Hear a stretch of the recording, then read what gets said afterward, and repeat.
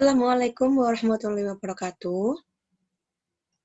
Saya Selvina Novantia Berlianti, NPM 190-120-10163 dari kelas Bisnis Internasional C akan mempresentasikan tentang Foreign Direct Investment atau investasi asing langsung.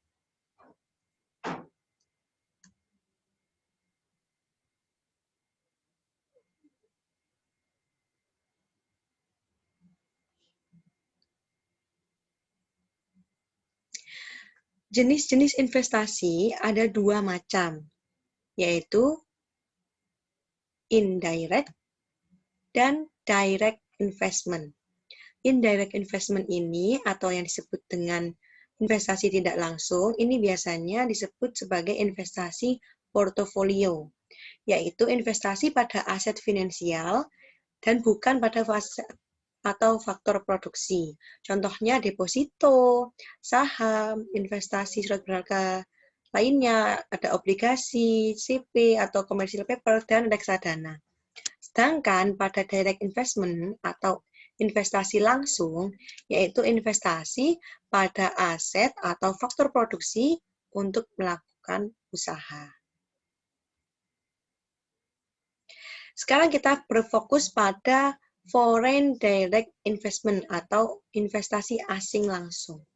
Jadi apa sih itu FDI atau foreign direct investment ini?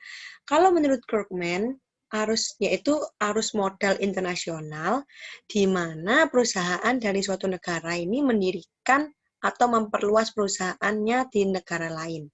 Jadi tidak hanya terjadi pemindahan sumber daya, tapi juga terjadi pemberlakuan kontrol terhadap perusahaan di luar negeri. Sedangkan kalau menurut Nur, yaitu investasi pada aset atau faktor produksi untuk melakukan usaha atau bisnis di luar negeri. Sedangkan kalau untuk menurut Griffin dan Bustai, yaitu suatu kepemilikan atas penguasaan 10% saham atau suara atau lebih dari saham suatu perusahaan atau ekuivalennya dalam suatu bisnis yang bukan perseroan terbatas. Jadi jika di bawah 10% ini belum bisa dikatakan foreign direct investment. Masuknya pada investasi portofolio. Sedangkan di Salvador, yaitu investasi asing langsung meliputi investasi ke dalam aset-aset secara nyata. Misalnya, pembangunan pabrik, pengadaan bermacam barang modal, pembelian tanah untuk produksi, dan lain-lain. Sedangkan bagi Undang-Undang Nomor 25 Tahun 2007, yaitu kegiatan menanam modal untuk melakukan usaha di wilayah negara Republik Indonesia yang dilakukan oleh penanam modal asing, baik yang menggunakan modal asing sepenuhnya maupun yang patungan dengan penanam modal dalam negeri.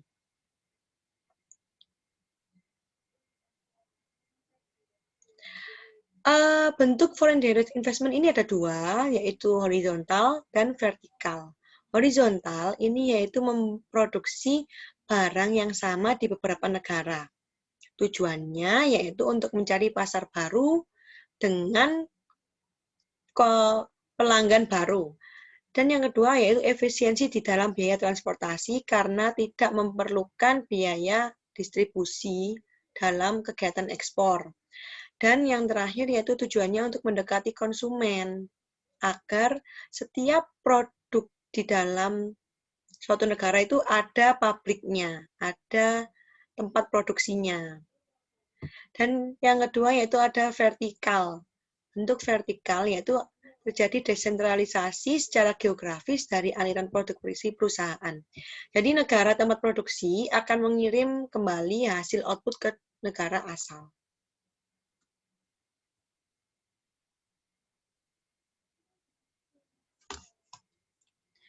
Nah, bagaimana sih cara melakukan foreign direct investment ini?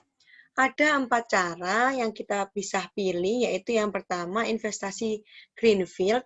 Investasi greenfield ini yaitu pendirian perusahaan baru di negara tujuan di mana modalnya itu dari investor sepenuhnya.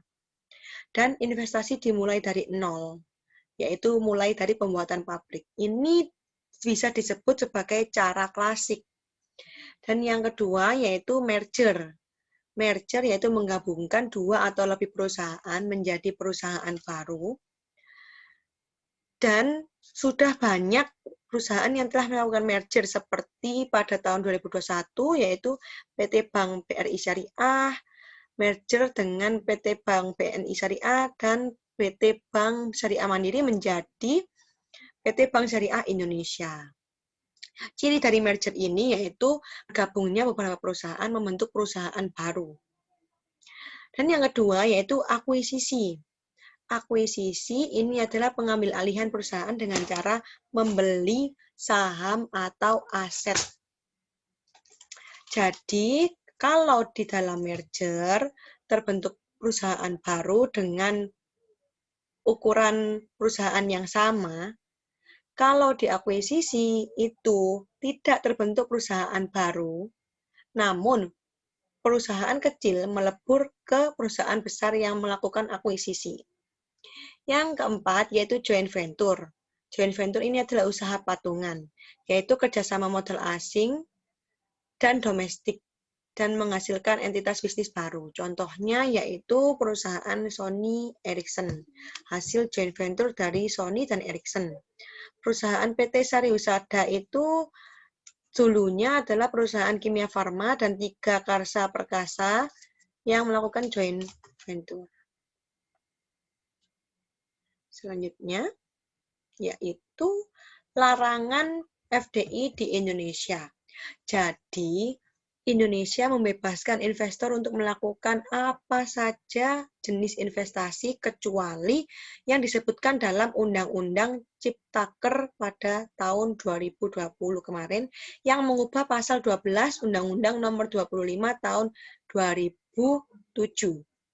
Di mana investasi ini dilarang jika pada budidaya dan industri narkotika golongan 1, segala bentuk kegiatan perjudian dan atau kasino, penangkapan spesies ikan yang tercantum dalam Appendix 1, Convention on International Trade in Endangered Species of Wild Fauna and Flora, pemanfaatan atau pengambilan koral dan pemanfaatan atau pengambilan karang di alam, industri pembuatan senjata kimia, dan industri bahan kimia industri, dan industri bahan perusak lapisan ozon. Ini dilarang karena Indonesia melakukan upaya proteksi terhadap investor asing, sehingga investor asing ini tidak sembarangan dalam melakukan foreign direct investment di Indonesia. Selanjutnya, yaitu faktor-faktor yang mempengaruhi FDI. Yang pertama, yaitu faktor pasokan. Faktor biaya produksi mencari negara dengan faktor produksi berbiaya rendah. Yang kedua yaitu logistik, memproduksi di negara asing untuk menghindari biaya distribusi yang mahal daripada untuk melakukan ekspor. Yang ketiga yaitu sumber daya, adanya keterbatasan sumber daya di negara asal, sehingga negara asal ini melakukan pencarian sumber daya yang sesuai dengan produksinya di negara asing. Dan yang terakhir yaitu teknologi, karena agar perusahaan ini memiliki tujuannya yaitu untuk memiliki akses terhadap teknologi baik di negara asal maupun negara tujuan, sehingga terjadilah transfer teknologi. Yang kedua yaitu faktor permintaan. Faktor permintaan yaitu akses pelanggan, yaitu mendirikan perusahaan fisik di negara tujuan. Maksudnya ini apa? Agar pelanggan dapat dengan mudah menemui produk yang diproduksi oleh suatu negara tersebut. Yang kedua yaitu keunggulan pemasaran, meningkatkan aktivitas pemasaran di negara tujuan. Otomatis, kalau kita mendirikan suatu perusahaan di negara tujuan, maka strategi pemasarannya pun akan tepat sasaran disesuaikan dengan kondisi-kondisi sesuai dengan masyarakat di sana. Yang ketiga yaitu eksploitasi keunggulan kompetitif. Maksudnya yaitu memanfaatkan brand perusahaan atau produk untuk menarik permintaan pelanggan. Dan yang terakhir yaitu mobilitas pelanggan, yaitu mendekati pelanggan di negara tujuan dan untuk memperluas pasar. Yang ketiga yaitu faktor politik. Tujuan dari melakukan foreign direct investment salah satunya yaitu untuk menghindari trade barrier. Kenapa? Karena hal ini dengan tingginya trade barrier di negara tujuan atau negara asing itu dapat menghambat proses ekspor impor. Sehingga daripada melakukan ekspor impor dengan biaya yang lebih tinggi, mending kita melakukan foreign direct investment di negara tersebut. Yang kedua yaitu adanya insentif pembangunan ekonomi. Dengan adanya insentif, maka akan menarik investor untuk melakukan foreign direct investment di negara tersebut. Contohnya di Indonesia. Indonesia menerapkan kebijakan tax holiday, maksudnya yaitu bebaskan pajak 5-20 tahun jika melakukan investasi melebihi 500 miliar. Yang kedua yaitu diberlakukannya tax allowance. Ini yaitu potongan pajak jika melakukan investasi kurang dari 500 miliar. Ini kan secara tidak langsung akan menarik investor asing untuk melakukan investasi di Indonesia karena baginya menguntungkan. Selanjutnya, kita akan membahas apa saja keuntungan dan kerugian FDI di negara asal dan negara tujuan. Kita bahas dulu dari negara asal. Yang pertama yaitu diversifikasi pasar. Maksudnya yaitu investor dapat menemukan pasar baru dan memperluas pasarnya di luar negeri. Yang kedua yaitu biaya produksi murah. Kenapa murah? Karena di negara lain ini tujuannya untuk mencari sumber daya yang lebih murah dibandingkan negara asal. Yang ketiga yaitu insentif pajak. Biasanya pemerintah akan memberikan insentif pajak bagi investor untuk menarik modal asing.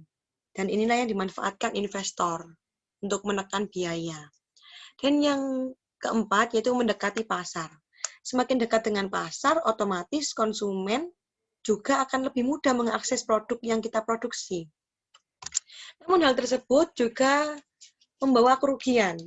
Kerugiannya yaitu terbatasinya oleh peraturan negara, budaya, atau kultur adat istiadat. Contohnya saja dalam bisnis food and beverage. Investor yang melakukan FDI di bidang food and beverage di Indonesia tentunya harus melalui beberapa standar. Standar contohnya standar MUI harus memiliki label halal dan BPOM harus aman sehingga jika investor melanggar tersebut produknya bisa dicekal. Yang kedua yaitu keuntungan dan kerugian di negara tujuan. Yang pertama yaitu membuka lapangan kerja. Jelas dengan adanya FDI di negara tujuan pasti membutuhkan adanya tenaga kerja. Sehingga masyarakat domestik atau masyarakat pribumi di negara tujuan tersebut bisa mendaftar dan bisa bekerja di pabrik tersebut. Yang kedua yaitu transfer teknologi. Dengan adanya FDI, investor ini membawa pengetahuan teknologi yang tidak menutup kemungkinan dapat disalurkan di masyarakat setempat sehingga bisa terjadi adanya kerjasama dengan rakyat tersebut. Yang ketiga yaitu peningkatan pajak. Manfaat secara nyata adanya FDI yaitu bagi negara tujuan adalah meningkatnya pemasukan negara melalui pajak.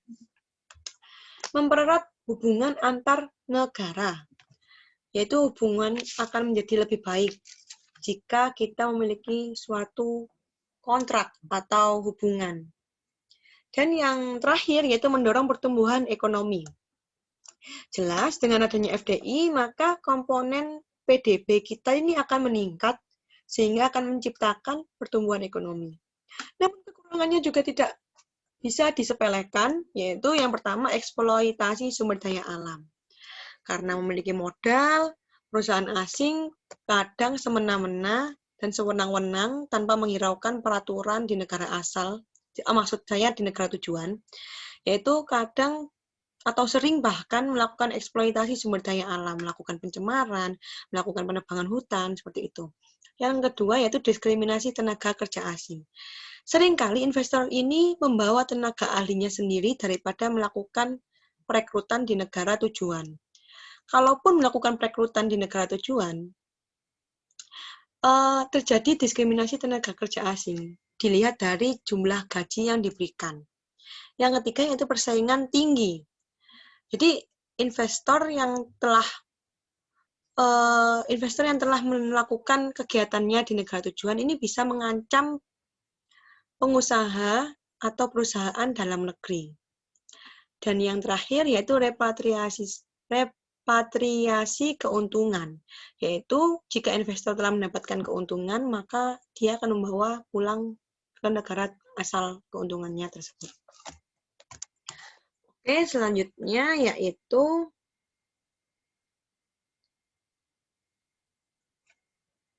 contoh kasus FDI atau Foreign Direct Investment di Indonesia. Saya mengambil contoh yaitu PT Freeport Indonesia.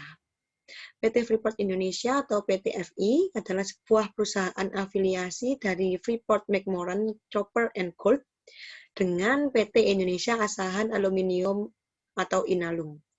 Kegiatan pokok dari PT Freeport ini yaitu mengelola, menambang, memproses, dan melakukan eksplorasi terhadap biji yang mengandung tembaga, emas, perak yang beroperasi di dataran tinggi Tembagapura, Kabupaten Mimika, Provinsi Papua, Indonesia. Jadi, dengan adanya PT Freeport di Indonesia ini bagaikan pisau bermata dua. Maksudnya apa? Bisa membawa keuntungan dan bisa membawa kerugian. Keuntungannya yang didapat yaitu terserapnya tenaga kerja Indonesia. Adanya alih teknologi. Kenapa? Karena Freeport ini menguasai pengelolaan pertambangan di Indonesia yang bisa diserap oleh tenaga kerja Indonesia dan dilaksanakan atau dipraktekkan di pertambangan Indonesia yang lainnya. Yang ketiga yaitu keuntungan finansial yang menjanjikan karena Indonesia juga mendapat seperti pajak, royalti, seperti itu. Namun juga membawa kerugian dengan ditengarai yaitu bahwa adanya pengabaian Freeport terhadap peraturan di Indonesia. Seperti menurut BPK, Badan Pengawas Keuangan, yaitu Freeport telah menggunakan kawasan hutan lindung dalam kegiatan operasionalnya seluas 4,5 hektar tanpa izin pinjam pakai kawasan hutan. Dan melalui penelitian, Freeport telah melakukan kerusakan ekosistem di wilayah Papua dan membuat kerugian yang mencapai angka 185 triliun rupiah. Ini kerugian yang sangat besar yang diterima Indonesia. Sehingga upaya pemerintah mengatasi tersebut yaitu pemerintah pusat bersama pemerintah Provinsi Papua dan pemerintah Kabupaten Mimika beserta dengan PT Indonesia Asahan Aluminium menandatangani perjanjian pengambil alihan saham divestasi PT Freeport Indonesia yang dilaksanakan di Aula Juanda Mezainin Kementerian Keuangan pada Jumat 12 Januari 2018 silam. Maksudnya divestasi ini kenapa? Divestasi ini adalah mengurangi jumlah investasi Freeport yang dilakukan di Indonesia. Sehingga keseluruhan proses divestasi saham PT Freeport Indonesia ini menjadi 51% kepemilikan peserta Indonesia sesuai dengan komitmen Presiden. Harapannya yaitu untuk meningkatkan pajak, royalti, dan lain-lain yang mengalir ke negara Republik Indonesia. Baik, terima kasih. Itu saja yang dapat saya sampaikan. Kurang lebihnya mohon maaf. Wassalamualaikum warahmatullahi wabarakatuh.